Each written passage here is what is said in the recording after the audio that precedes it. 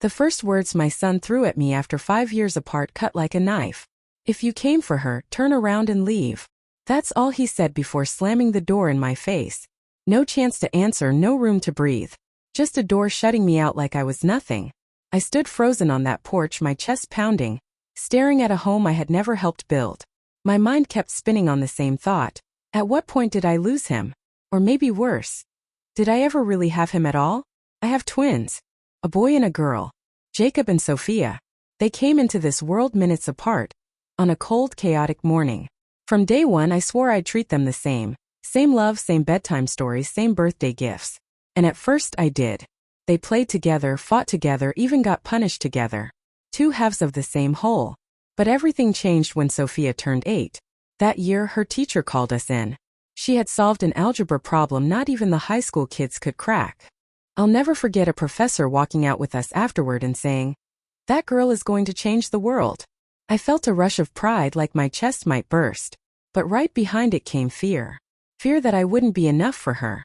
From then on, everything revolved around Sophia: science books, competitions, extra classes, scholarships that covered half while I scrambled to cover the rest. She had to shine. She had to. And Jacob? First, he didn't complain. He was quiet, gentle.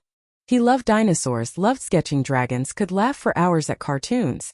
I hugged him, told him he was smart too, but deep down, I didn't know how to guide a normal kid. So I dragged him along to the same programs as his sister. I kept thinking maybe he just hadn't found his spark yet. Maybe watching Sophia would light it in him. But every time we left one of those workshops he looked smaller. He told me he hated it, that he felt stupid, that none of it made sense. And I, blind and stubborn, told him he just wasn't trying hard enough. That if he worked as hard as Sophia, he'd succeed too. Without even noticing, I started to change. I pointed out his mistakes more. I cheered his successes less. I said no to him so often it became second nature. One birthday Sophia asked for a telescope. Jacob asked for nothing. I gave him clothes. I can't even remember if I asked what he wanted. I thought I was being practical, useful. But there's one moment that will never leave me. Jacob was 12. We were in the kitchen. He asked me for a video game and I told him no, we had spent too much on Sophia's trip to a science fair. He looked at me, really looked at me, and asked, "If I were like her, would you buy me things too?" And I said the worst thing a mother could. "If you were like her, I wouldn't have to tell you to study all the time." I saw his face break. No yelling, no fighting back. Just a quiet lowering of his head before he walked to his room and shut the door. That silence cut deeper than any scream. I didn't mean to be cruel, but I was. And from then on I stopped seeing them as equals. Sophia devoured knowledge. By 13 she was talking about relativity with professors, building 3D models, collecting awards against kids twice her age. Every medal, every mention I wore like my own badge of pride. Jacob, he drew. Not well if I'm honest, but with heart. He created maps of imaginary kingdoms, wrote stories about monsters with feelings and castles falling to betrayal. His grades were fine, never great, never terrible, just fine. And I kept trying to drag him higher. Every summer I signed him up for Sophia's courses, hoping her fire would spark his. He went without a fight, but his eyes told the truth. Frustration, boredom, emptiness. One afternoon, leaving yet another math workshop, he sat on the curb and said, "Mom, please stop making me be someone I'm not." Those words pierced me. But instead of hugging him, instead of saying I loved him exactly as he was, I said, "You don't even know who you are yet, Jacob. That's why I push." And I kept pushing. More classes, more books he never opened. More comparisons I never even realized I was making, until the day he just stopped sharing his world with me. One afternoon I stumbled onto a hidden folder on Jacob's desk. Inside were stories he had written, whole worlds of his own. He never showed them to me, I just found them. I read a few pages, but I didn't get it. His worlds, his ideas, they felt foreign. And instead of trying to understand, I set them aside. From then on, Jacob started to fade into the background. My son became the easy one. The boy who caused no trouble, asked for nothing, lived quietly in his own corner. There's one moment I still can't shake. We were at the bookstore. Sophia was glowing, searching the shelves for a book on quantum physics. Jacob walked up with a graphic novel, his eyes bright. "Mom, I want to learn to draw like this," he said. Without a pause, I told him no. Comics were too expensive. I put the book back on the shelf like it meant nothing. That night, Jacob barely spoke at dinner. For the first time, he didn't even say goodnight before heading to his room. He just left. And I, blind and proud, sat on the couch with Sophia, reading her new physics book, convinced I was doing the right thing. Later, I tried to make it up to him. I bought him a gift card for a clothing store, told him he could pick whatever he wanted. He thanked me, but his voice was cold. I don't need clothes. But it's fine. That's what he always said. It's fine. As if he wasn't allowed to want more. As if accepting scraps was all he was worth. That same silence followed him into his future. When Sophia got accepted to one of the top universities in the country, I knew we couldn't afford tuition for both kids. Deep down, I had always known this moment would come, the moment when we couldn't pretend anymore. It wasn't dramatic, not even emotional. It felt like a math problem. One of them would move forward, the other wouldn't. Sophia had a spot at an elite private school, with labs, grants, and connections that could build her future. Jacob applied to a public university. Modest. Manageable. He didn't complain.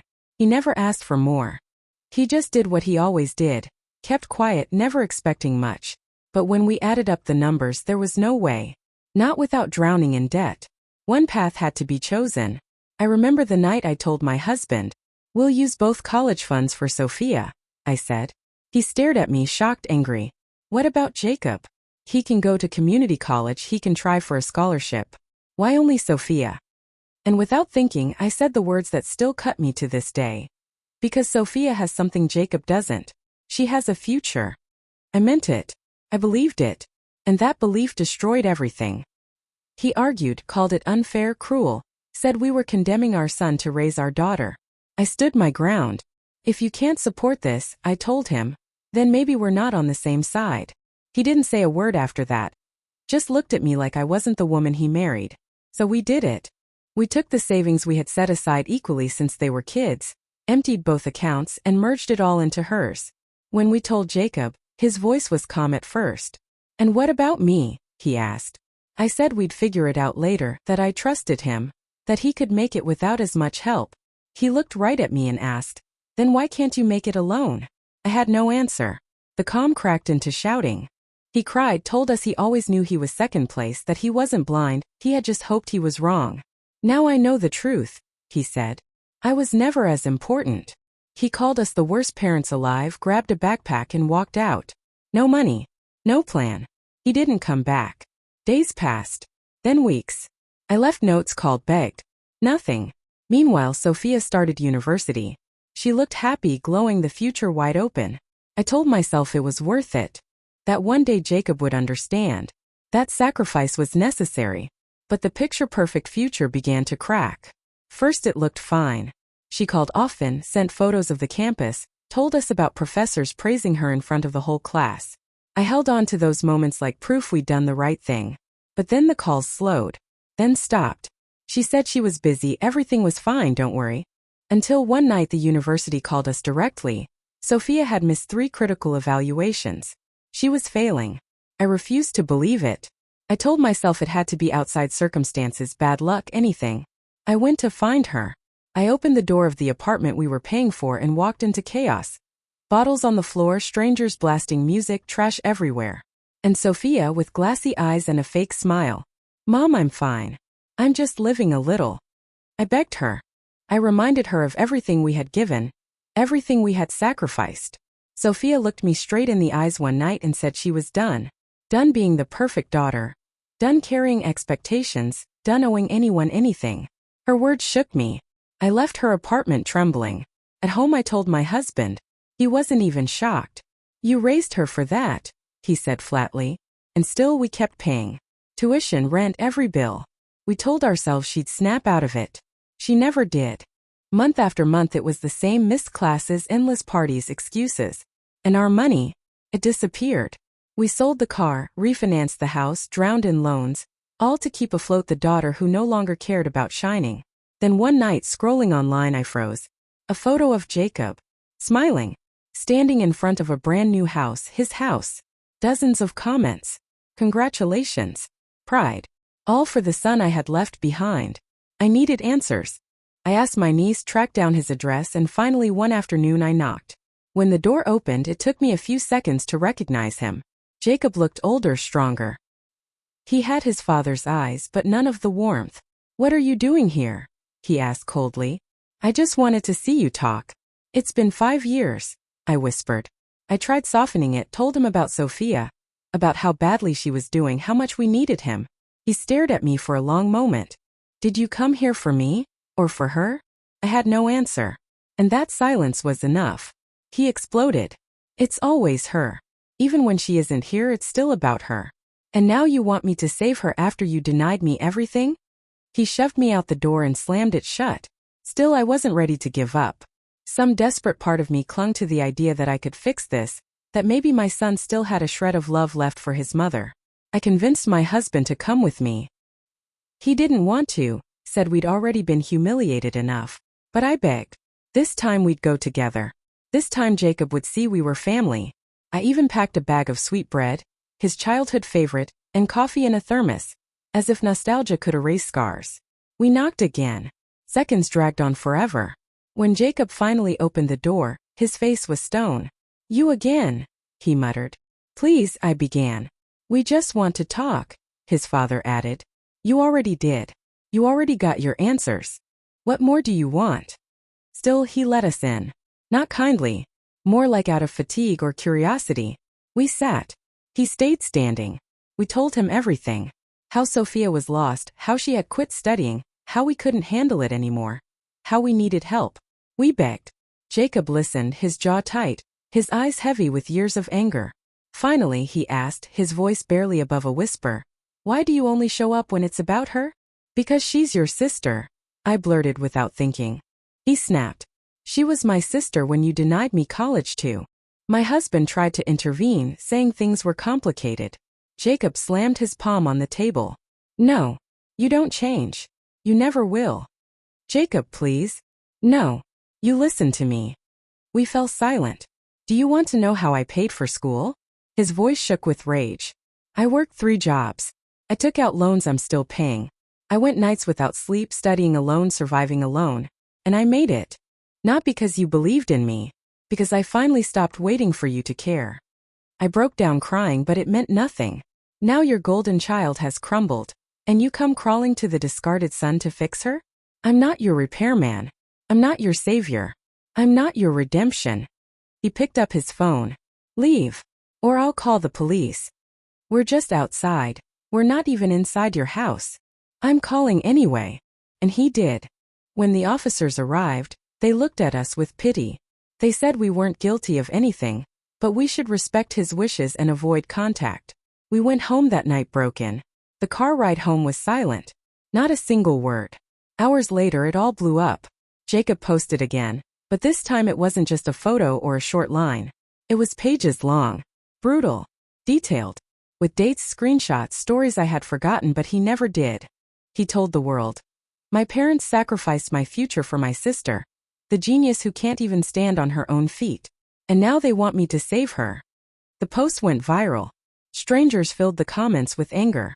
My phone buzzed nonstop, cousins, uncles, old friends, even my sisters. Everyone asking the same thing. How could I do that to him? Messages cut deep. You're disgusting. You deserve to die alone. A favorite child isn't worth losing the rest. And Sophia? She read it, shrugged and said, dramatic but well written. It's just his version. My husband snapped. Enough, he yelled. I'm done. Either she leaves or I do. I tried to calm him, but his eyes burned with fury. And you, he said, pointing at me. If you keep choosing her, then go with her. For the first time I couldn't pick where to look. My family was collapsing and this time I knew there was no fixing it. Not after Jacob called the police. Not after he stopped calling me mom. That word was gone. We drove home in silence. We didn't even glance at each other. It felt like coming from a funeral, except we were both the killers and the dead. That night, I sat in the dark refreshing Jacob's post again and again. His friends praised him for speaking out. Others shared their own stories of being abandoned. Some wrote, hope those parents die knowing they destroyed someone who could have been great. And I agreed. I felt I deserved it. The next morning Sophia shuffled into the kitchen, yawning, scrolling her phone. What's for breakfast? She asked. I served her without a word. My husband didn't even look at her. When she noticed our faces, she asked, what now? I told her Jacob had gone public, that the whole family turned against us, that we had lost friends. She laughed. So what? He's always been too sensitive. My husband slammed the table. You think this is a game? You think we'll keep drowning in debt for someone who doesn't feel a shred of guilt? Then don't, she shot back. Nobody asked you to mortgage the house. And the worst part? She was right. Nobody asked me. I did it. I made those choices. I built that throne for her, and she never even wanted it. That day my husband told me he was finished. If you plan to defend her, then leave with her, he said. I didn't answer. Not because I wanted to stay, but because I had nowhere to go. The house turned into a minefield. Sophia disappeared each night, no explanations. My husband stopped eating at the table, and I hovered between them like a ghost. No mother. No wife. Just the shadow of the woman who had ruined them both. Then Sophia vanished completely. No note, no call, no trace. First I panicked. I called friends, checked bars, tried her phone. Nothing. Just emptiness. And deep down I felt relief. Dirty, guilty relief. Because her absence hurt less than her indifference. I locked myself inside for weeks. Looked through old photos. Played birthday videos. Over and over I listened to Jacob's childhood voice. Mom, look at my dragon. This one breathes real fire. And in the recording I heard my own reply. Not now, Jacob. Sophia is about to present her experiment. I replayed that moment 30 times, sobbing because later never came. I wanted to write to him. Not to beg. Not about Sophia. Just to say what I should have said when it mattered. I love you. I always did. I just didn't know how to show it. I typed the words, deleted them, typed again. Every version felt too small. And maybe I no longer had the right. One night, staring into the mirror, I said it out loud. I was a bad mother. And I knew it was true. Not because I loved Sophia more, but because I never learned how to love Jacob the way he needed. Because I confused brilliance with value, and measured my children's lives with achievements instead of affection. Now I have neither. Only regret. Only silence.